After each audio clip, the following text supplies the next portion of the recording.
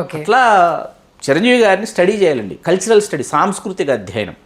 నటులు కావాలనుకున్న వాళ్ళు, అట్లాగే సాంకేతిక నిపుణులు, దర్శకులు కావాలనుకున్న వాళ్ళు, కథా రచయితలు ఏంటంటే వీటిని అధ్యయనం చేసి వాళ్ళు కొత్త చిరంజీవి గారిని ఇప్పుడు మీకెవరో ప్రశ్నలు పంపించారు.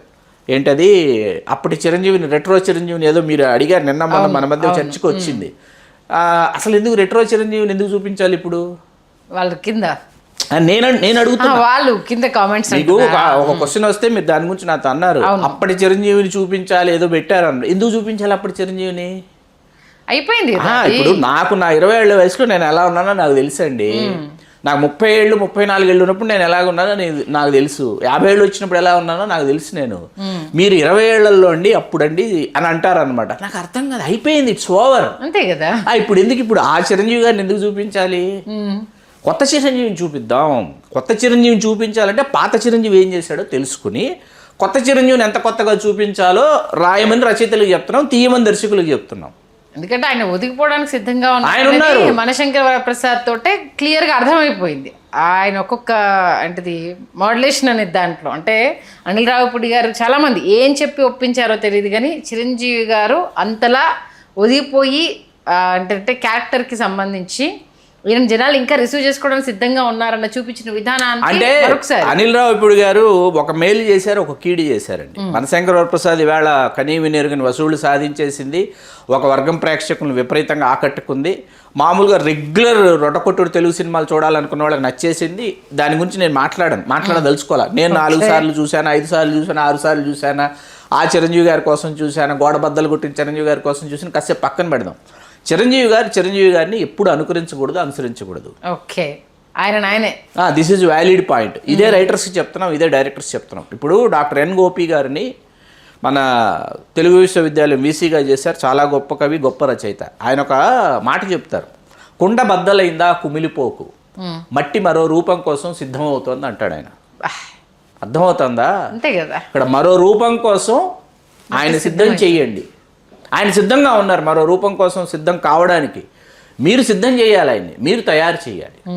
అది ఓకే. మొత్తానికి నకిలీ మనిషి రోషగాడు అంటూ 80s అలా తీసుకెళ్ళి మళ్ళీ ఆయన రింగుల జుట్టు, బెల్ బాటం ప్యాంటు అవన్నీ గురించి మరొకసారి కళ్ళ ముందు అలా చూపించేశారు సార్. ఎందుకంటే మన వీడియోస్ చూసాక చాలా మంది ఆ ఓల్డ్ వీడియోస్ లోకి వెళ్ళి యూట్యూబ్ లో సెర్చ్ చేసి సినిమాలు చూస్తున్నారు. మన కామెంట్స్ రూపంలో మీరు చెప్పాక చూసాను సార్. మీరు చెప్పాక చూస్తే నిజంగా అరే ఏం మిస్ అయ్యామా అనేసి హ్యాపీ అని. కొంతమంది మన డిస్కషన్ లో టైం తో సహా పెడుతున్నారు, పలానా ఈ టైం దగ్గర ఇది మాట్లాడారు మీరు, సెకండ్స్ తో సహా పెడుతున్నారు.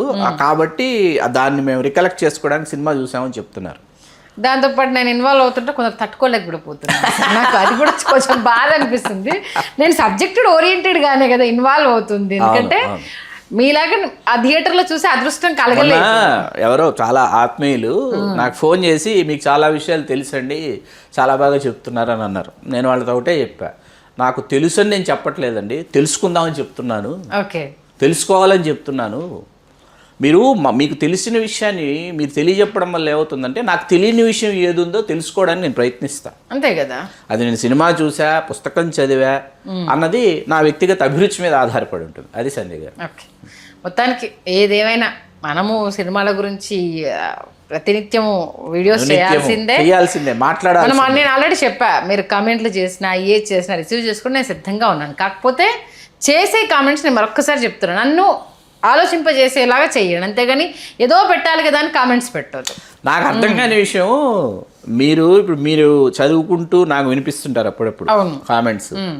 తర్వాత ఇంట్లో మా మిసెస్ కామెంట్స్ చదువుతారు, చదివి తను నాతో మాట్లాడుతూ ఉంటుంది. నేను బ్రేక్ఫాస్ట్ చేస్తున్నప్పుడు, లంచ్ చేస్తున్నప్పుడు చెప్తూ ఉంటుంది కామెంట్స్.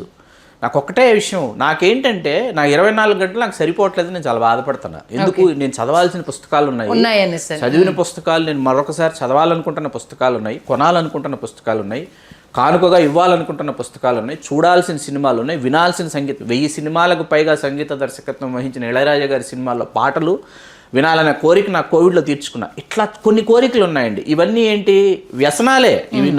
నాకున్నటువంటి వ్యసనాలు ఇవన్నీ.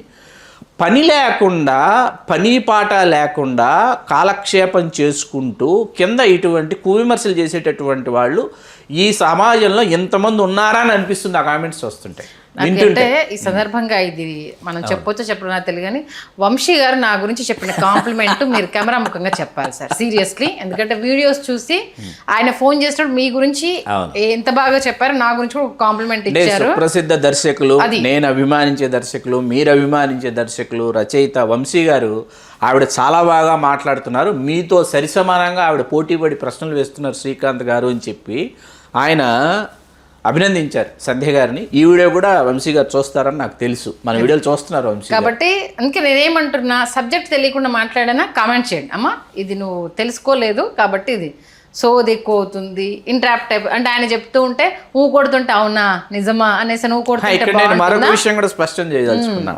మొదట్లో మీరేంటంటే నేను చెప్తున్నప్పుడు వింటూ ఉండేవారు. అవును, నేనేమన్నానంటే ఏమండి మీరు సమాధానాల నుంచి ప్రశ్న తీసుకుని మీరు ఇన్వాల్వ్ అయ్యి ఒక్కొక్కసారి అటాక్ చేస్తే నా దగ్గర నుంచి మోర్ ఇన్ఫర్మేషన్ వస్తుందని నేను మీతో చెప్పడం వల్ల మీరు ఇంటరాక్ట్ అవుతున్నారు. సార్ ఇప్పుడు థియేటర్లో చూడకపోయినా టీవీలో చూసాను.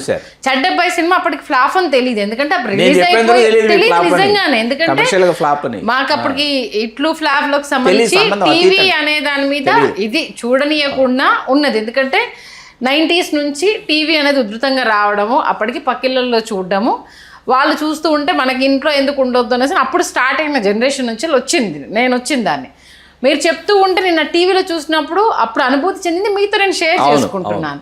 దాంట్లో తప్పే ఉంది, నాకు అర్థం కాని విషయం. నాకు తెలిసిన డౌట్ మీ ముందు నేను ఎక్స్ప్రెస్ చేస్తున్నాను. దాంట్లో ఈమె ఎందుకు దూరుతుంది, ఆయన ఎందుకు మాట్లాడనివ్వట్లేదు అనేసి అంటే ఏకపక్షంగా మీరు మాట్లాడుకుంటూ పోతే ఎక్కడో ఉన్న డౌట్ అది క్లియర్ అవ్వకపోతే ఎలా? నాకు కూడా తెలియాలి కదా, ఇది నేను ఇప్పటి నుంచి అనుకుంది ఫ్లాప్ అని అంటే ఈమెకి ఇది ఫ్లాప్ కూడా తెలియదు, ఈమె చేస్తుంది అని అంటే అభిమానించే వాళ్ళ సినిమాల గురించి ఇట్లా చాలా మందికి ఒక విషయం తెలియదు. ఏంటో తెలుసా మీకు, ఎవరైనా చిరంజీవి గారి చర్చ మా ఇంట్లోనో ఎప్పుడో ఎక్కడో వచ్చినప్పుడు కొంతమంది ఆపద్బాంధవుడు చూడని వాళ్ళు ఉన్నారు. వాళ్ళ కోసం నేను ఏంటంటే ఒకసారి పెడతాను చూడండి, పెట్టి వదిలేస్తా. వాళ్ళకి ఆ సినిమా కమర్షియల్గా ఫ్లాప్ అయిందంటే నమ్మరు, అంతే ఈ సినిమా ఎలా ఫ్లాప్ అయింది అనమాట. అంతే కదా, ఎందుకంటే ఇప్పుడు మీరు సినిమా ప్రపంచంలో ఉన్నారు కాబట్టి అది హిట్టా ఫ్లాఫ్ అనే చూస్తారు.